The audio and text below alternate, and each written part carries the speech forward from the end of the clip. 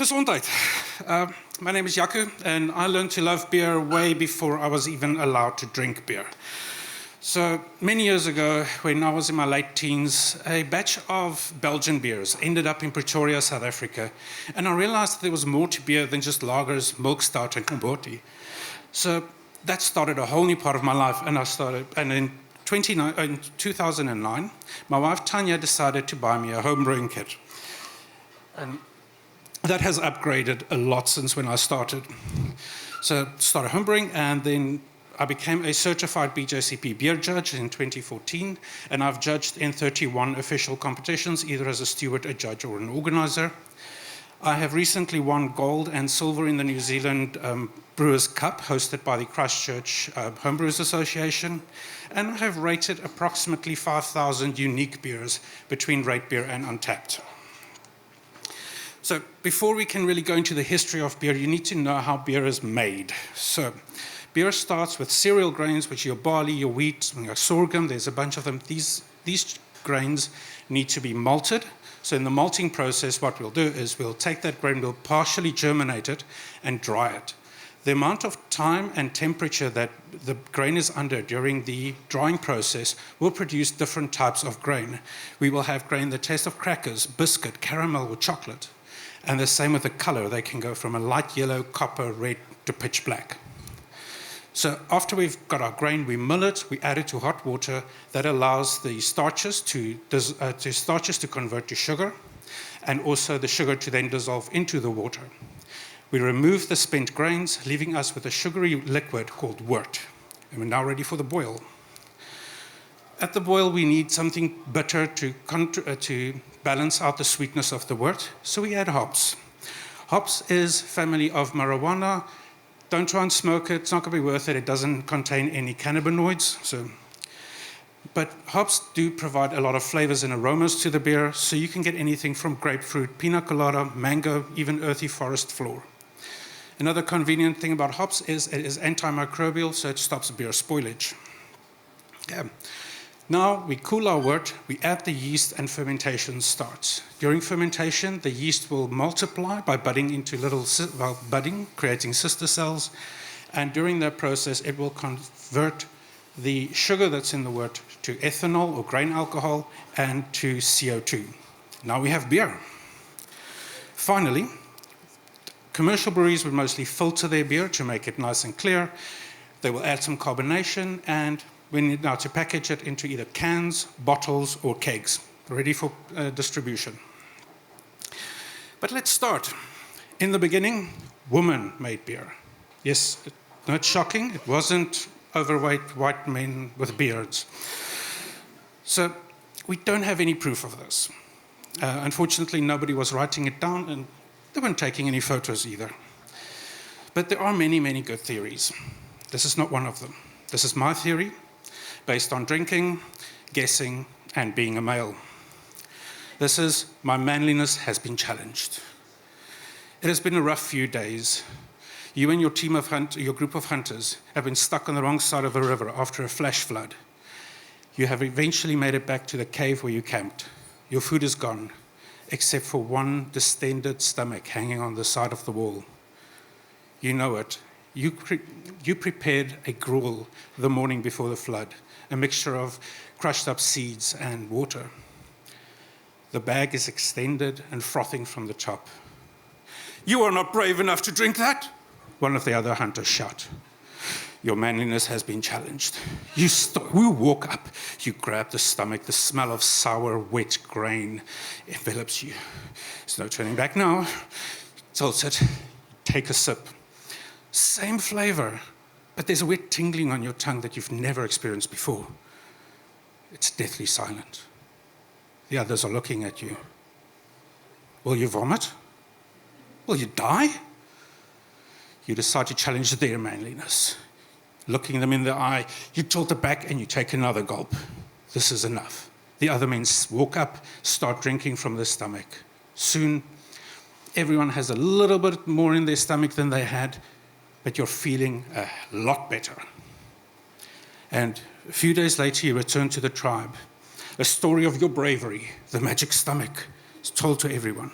And it wouldn't be long before the whole tribe converges, tasting this weird sour drink and having a night of revelry. Okay, so now a lot of things have happened since then. We're now about 2,000 years. We see, no.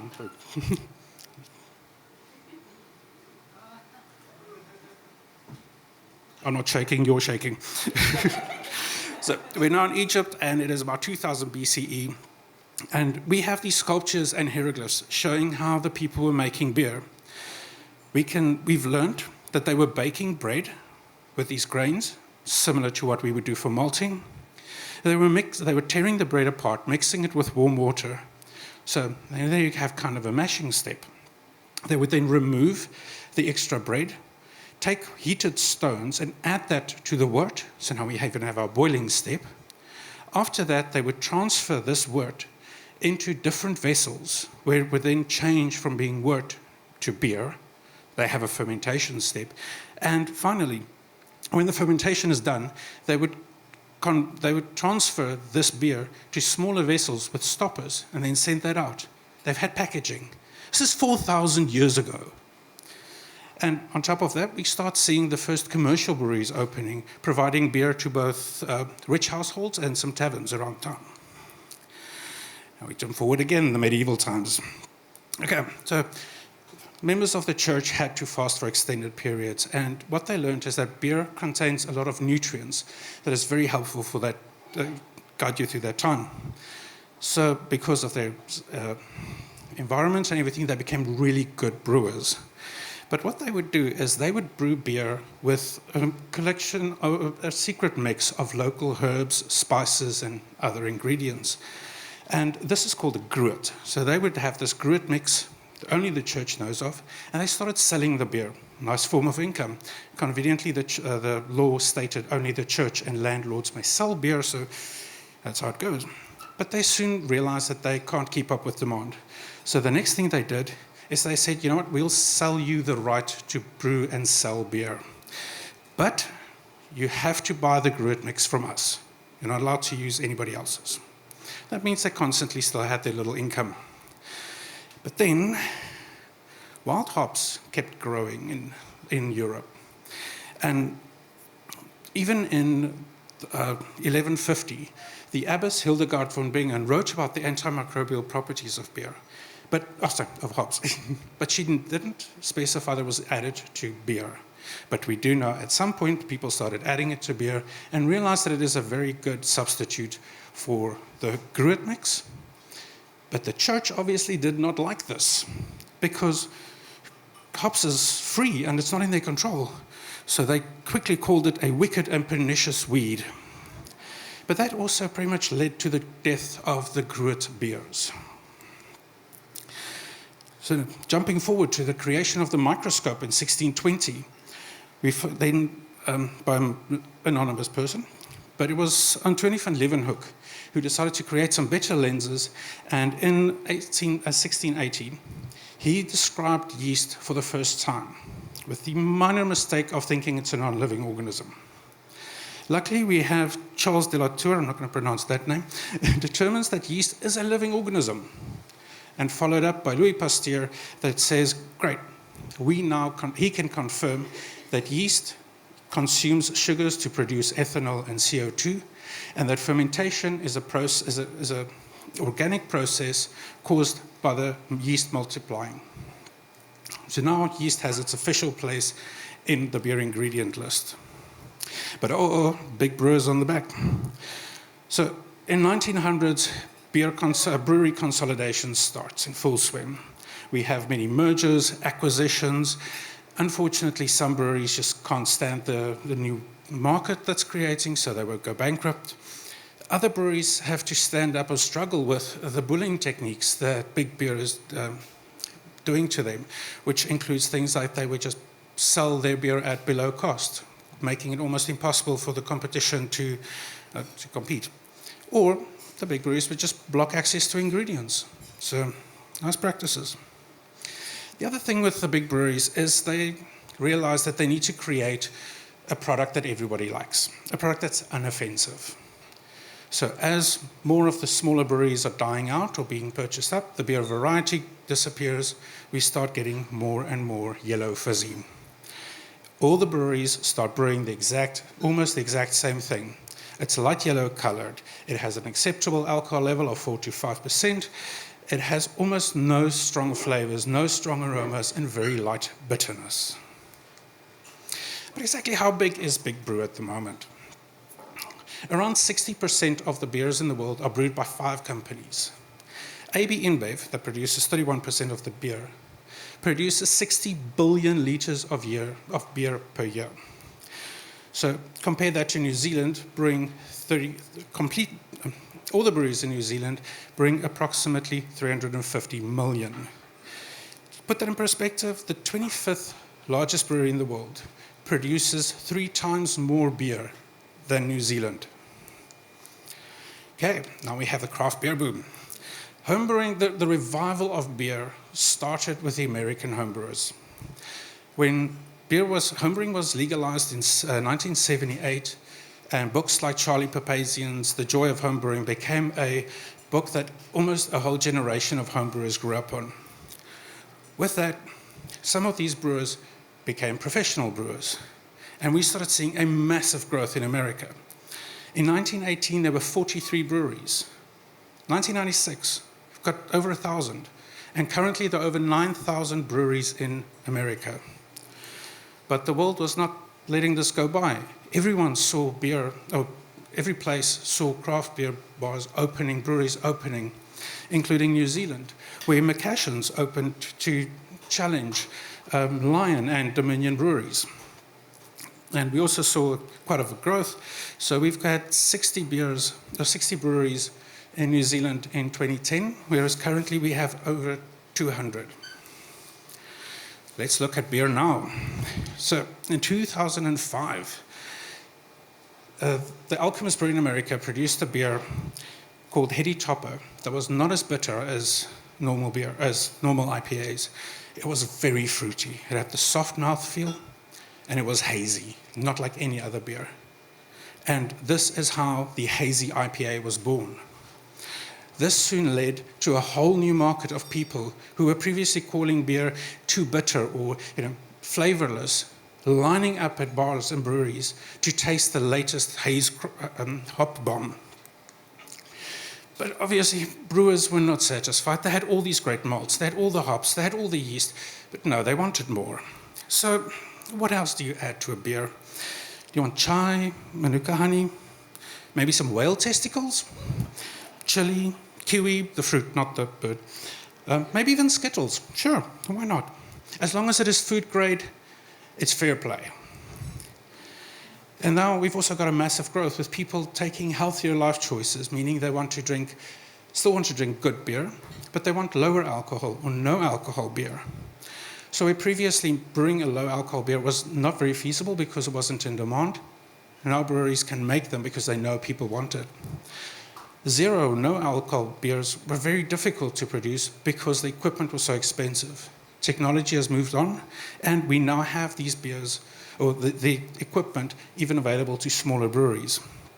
And even low-carb beers can be produced by either changing a bit of the process or by different ingredients. And all of a sudden, the healthy beers are tasting as good as normal beers. So thank you. I can breathe. On the table, there are some things for you to taste and smell. They've got some fresh hops that I picked this morning from a garden in Christchurch. There are some different hops, different malts. You can taste raw barley, and then you can taste the different malted versions of barley. So anything, if you want to try some chocolate, some caramel, all of those, there are tasting notes. The wet bottles contain wort that I brewed this afternoon.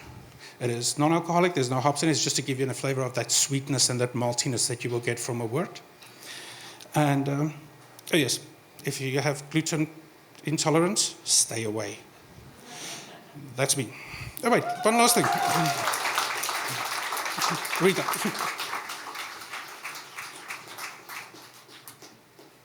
Thank you very much, and thank you for your service. Does anyone have any questions?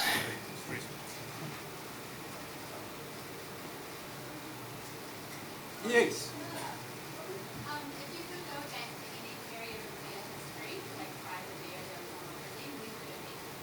Just want to repeat the question. So the question is, if I could travel back in time to any period and try the beer, when would that be? I think I'm kind of happy where we are now. There's a lot of variety, and my chances of getting really bad beer is very, very low. Yes. Do you have any idea maybe of how a root beer is different than a beer made from hops? The Groot beers, because they are secret ingredients, it's very difficult to say exactly what they would have tasted like. But there are breweries, modern breweries, that do produce similar beers. So they would use things like yarrow, bog myrtle, things like that, to get that bitterness. I know there was a brewery in South Africa that he used South African herbs that are only found in South Africa, that he would use to brew his own Groot beers for our homebrew events and things like that. So there are places that do it. So you just need something bitter. That is the main thing. And then everything else is just flavor. They used cinnamon, they used lavender, whatever, anything. If it's not running away, they can use it. Okay, I'm going to go that corner. I'm sure you've tasted and rated many unusual beers.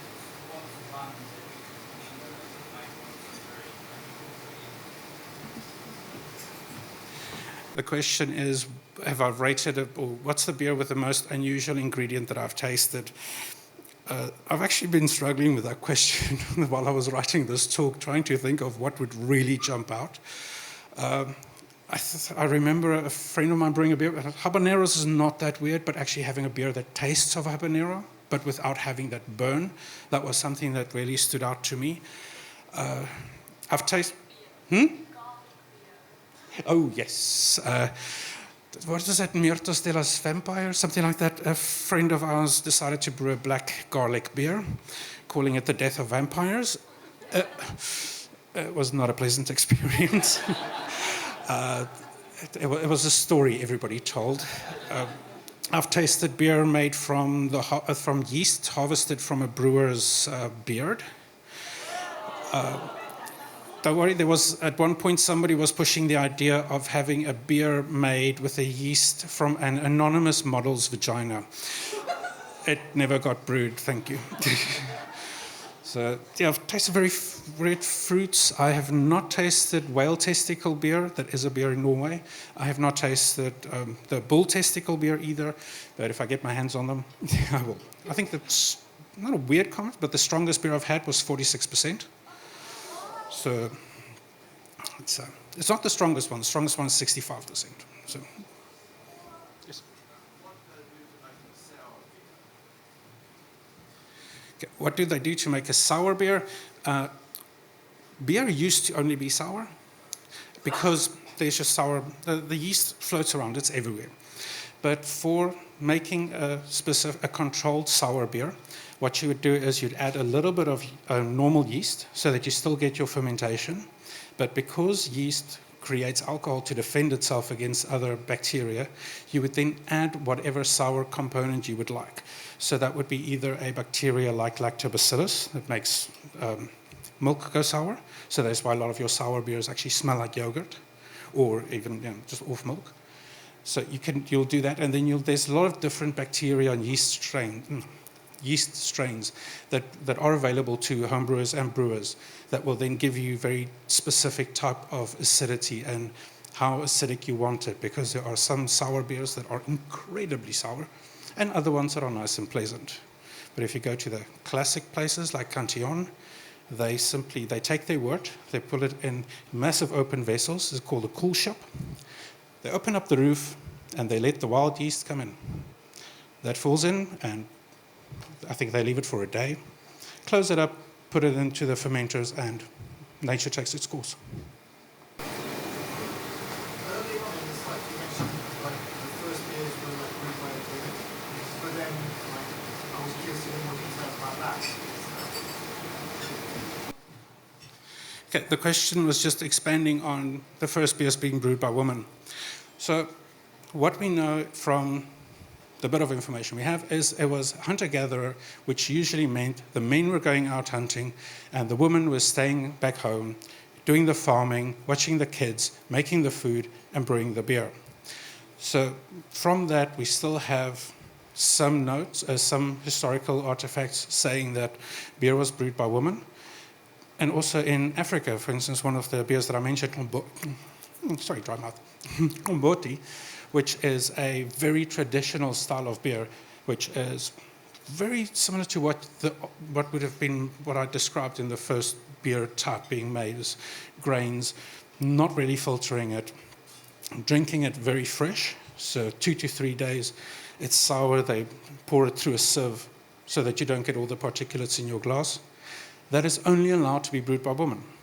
Not legally, but nobody cares, but in the Zulu tribes, for instance, one of my friends had shown us what she was doing. She is a brewmaster at South African breweries. She went back to her family to brew one of their traditional beers, and they were following, this is how you test if it's hot enough. There's no thermometer.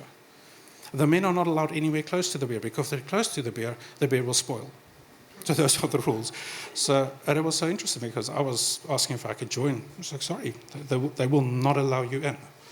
So not any hard proof, but it is the common theory that women would be the brewers.